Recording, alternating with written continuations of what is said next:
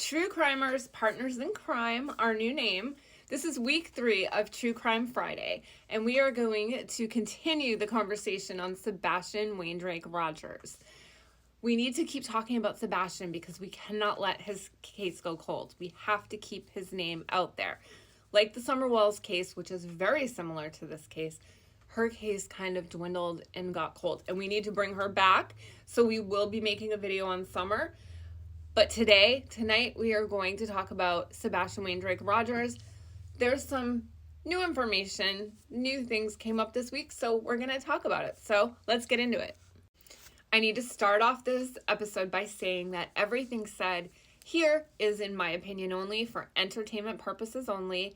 Don't take anything I say as fact. Form your own opinions. And so now let's really get into it. So we found out this week that Sebastian's case is going to be on America's Most Wanted, which is such good news for Sebastian's case, just for exposure and whatnot. All 3 parents were interviewed, and on Seth Rogers Live, Tony Mathis did say that it's probably going to air at the end of April, beginning of May. And if you followed this case, you know that there was an interview done by Dateline that came out this week. It was mainly Katie Proudfoot. There was some quotes by Chris Proudfoot, and also there was an email sent by Eric Craddock to Dateline. So it was a good interview, and there was also some changes to the story maybe. So we're going to get into that now. I apologize for this lighting. I cannot get it right tonight. It's just a bad time of day to be filming, but we're going to go with it because I got a lot of mama things to do tonight. So let's get back into it. So there's some things that I personally noted from the article. I know a lot of people are talking about this. I'm just going to talk about the things that I noticed personally from following this case for so long and hearing the story many times. Now, what I will say is when you're telling the truth, the story doesn't change ever. Like it's just comes out. It's just fact. This is what happened. When you're, maybe telling some truths and making certain things up, well, it's a little bit harder to keep up with.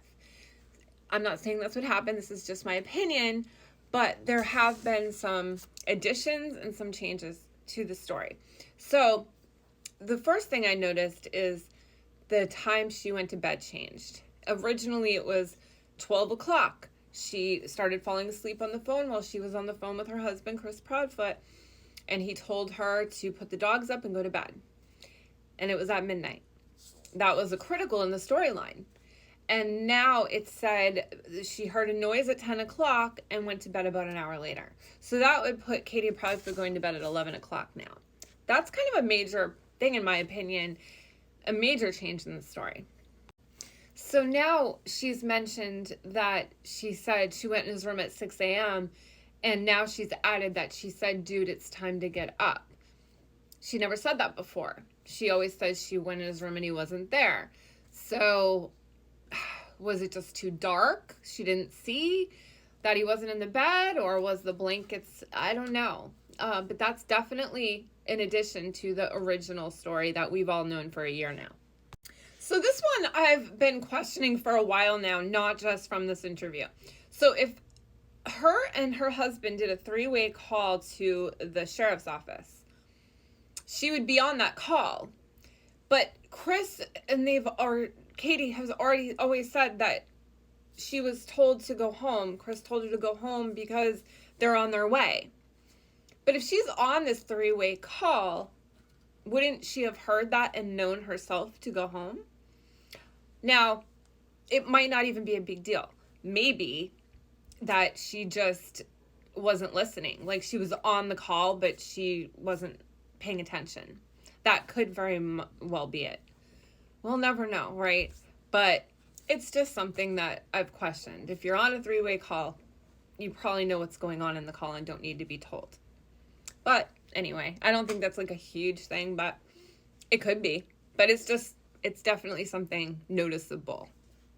Another question I have is when she said that Katie Proudfoot said that she's going through the house looking for Sebastian and she went to the kitchen to see if he was there. Well, wouldn't the way her house is set up she have to go through the kitchen to get to Sebastian's room to go wake him up, so she would have seen that if he was in the kitchen? That was a question I had. Now, this was a big one, definitely new information. She said that she believes Sebastian had every intention of coming back home. That means that she is still going with the narrative in her mind, or is the truth or not, I don't know, but that he left. He walked out that door. And to me, that's a big problem, because you don't know. If you don't know what happened, you have no evidence whatsoever. He is, at this point, vanished without a trace. Then you don't know that he just walked out that front door. You have no idea.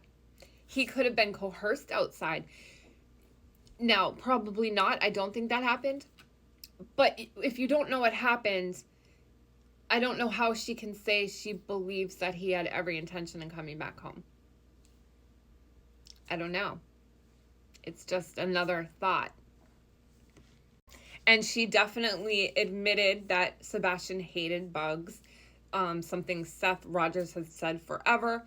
So that just further makes me question why anyone would believe that Sebastian voluntarily left the house in the middle of the night, in the cold, because it was cold that night, with no shoes, no coat, no cell phone, nothing. He doesn't like, they've all said he doesn't like to get dirty.